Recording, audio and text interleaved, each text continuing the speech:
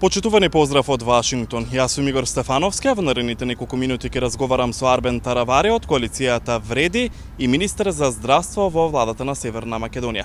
Господине Таравари, добро дојдовте во Гласот на Америка. Игор, добро ве најдов и ви благодарам на поканата. Албанија продолжува по европскиот пат, но не и Северна Македонија. Европската комисија рече дека за земјата да напредува треба да ги исполни критериумите, а тоа се уставните измени. Премиерот Мицкоски рече, цитирам, ако ова е условот за Македонија да продолжи да преговара, тогаш не благодарам. Како ја оценувате одлуката за раздвојување на двете држави кон европскиот процес и што ќе преземете како коалиција во владата по ова прашање? Генерално мислам дека раздвојувањето не е убаво. Јас сум среќен што Албанија ги започна преговорите и би сакал заедно и ние да ги започневме, меѓутоа се надевам дека владата е само 100 дена, се надевам дека што поскоро и Македонија ќе ги започне преговорите.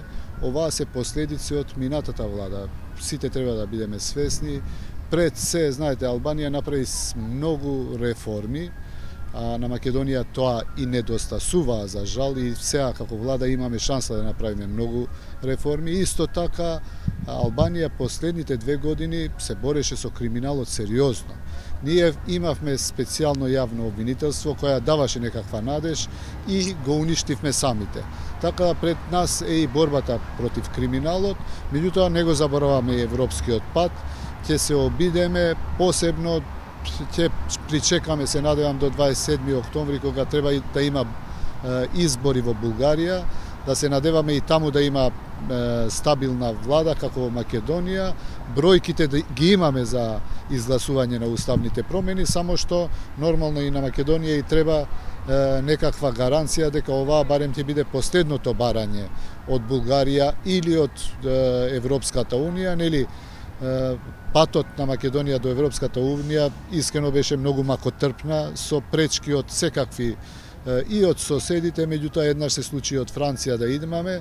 Се надевам дека уставните промени ќе се случат наскоро, а истовремено и ќе добиеме некаква гаранција од државите кои што ние ги почитуваме и мислиме дека влијаат и можат да помогнат во интегрирањето на Македонија. Меѓутоа исто така мислам дека сите држави од Западен Балкан, без разлика кога ги започнале преговорите, истовремено ќе бидат членки на Европската унија. Вашиот политички опонент Зиедин Села говори за предвремени парламентарни избори заедно со локалните. Халил Снопчот најави дека Вреди ќе ја напушти владината коалиција ако се изгласа законот за бранители. Подоцна се изјасни дека тоа е политички став, а не закана. Дали е стабилна владината коалиција? Да, владината коалиција е стабилна, нормално не уиграна, само 100 дена сме заедно, ни треба време за да целата екипа биде синхронизирана тотално. Барањето на села е несериозна. Пред 3 месеци имавме избори, така да веќе се знаат и да има избори утре, пак овие ќе бидат резултатите, дури можеби полошо за Дуи. Ја не знам зошто господинот Села последно време се обидува да биде поголем Али Ахмети од Ахмети. Така да, тоа што го кажа господинот Стопче стои меѓу коалиционите партнери, како партнери во владата. Ние така си се сметаме од почеток, треба да бидеме да речам, посинхронизирани и покоординирани. Јас се надевам дека и за тоа треба време. Со тек на времето нашите одлуки ќе бидат заеднички и ќе направиме тоа што граѓаните очекуваат од нас, а пред се реформи и враќање на довербата во институциите на системот. Каков е вашиот став во однос на руското влијание во Северна Македонија и како ја оценувате средбата на Максим Димитриевски, владиниот коалиционен партнер, со рускиот амбасадор, на која разговарале за изучување на рускиот јазик во основните и средните училишта во Куманово? Значи, средбата на Максим Димитриевски е исто како средбите на Али Ахмети со рускиот амбасадор. Нели тој јавно кажа господинот Ахмети дека неколку пати се среќавал со повеќе амбасадори на Русија, и тоа е персонална негова работа. Ја мислам дека нашата влада е проевропски ориентирана. Русија ќе биде присутна во Македонија доколку ја нема Америка и Европска унија. Ја мислам дека Америка е стратешки партнер на Македонија и тоа е несомнено, барем за 99% од партиите кои што постојат во Македонија, а Европската унија е цел на исто така 99% на партиите кои што постојат во Македонија со ретки исклучоци, така да ја се надевам дека ние ќе ја постигнеме целта и јас сум сигурен дека оваа влада ќе не однесе таму кај што треба да одиме, а тоа е да бидеме во едно елитарно друштво, односно во Европската унија. Во Вашингтон посетивте болници. Што разговаравте? Дали може да ни откриете дали има некако вид на соработка и како до подобрување на здравствените услуги во Северна Македонија?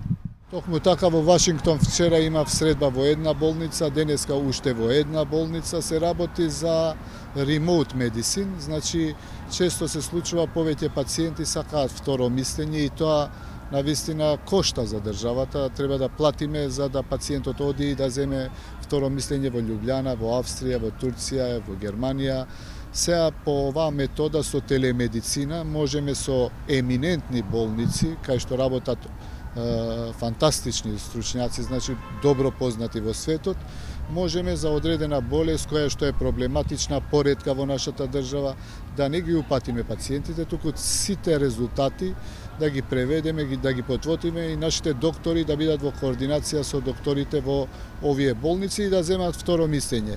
Дали пациентот по гайдлайнсите што ги има во светот, истите се и во Македонија, да продолжи со лекување во нашата држава или нешто што навистина не можеме да третираме, треба да го испратиме во околните држави.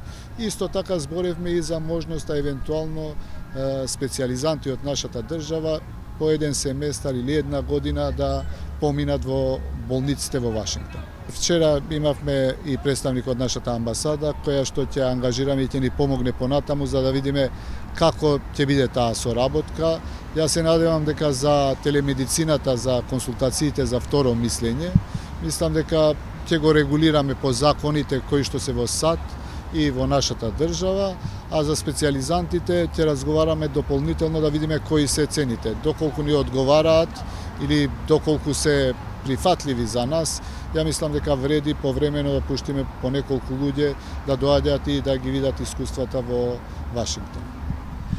Почина 31 годишна родилка во Куманово, бебето е живо, се истражува дали има лекарска грешка, што ќе преземе Министерството и како до спречување на вакви случаи. Јас сега очекувам информации да добијам од Министерството за здравство точно што се случило. Ќе видиме секако дека Министерството ќе превземе чекори ако има лекарска грешка. Доколку нема лекарска грешка и во поголеми центри, познати центри, може да се случат за жал вакви случувања, така да треба да се преиспита, да се види точно и да се донесе заклучок. Доколку има грешка на докторот, треба нормално секој да одговара кој што сгрешил. Доколку нема грешка, тогаш мислам дека тоа се работи кои што се случуваат во болници за жал. Господине Таравари, ви благодарам за разговор. Ви благодарам за можност. А вам, почитувани гледачи, ви благодарам за вниманието со кое не следевте. Поздрав од Вашингтон.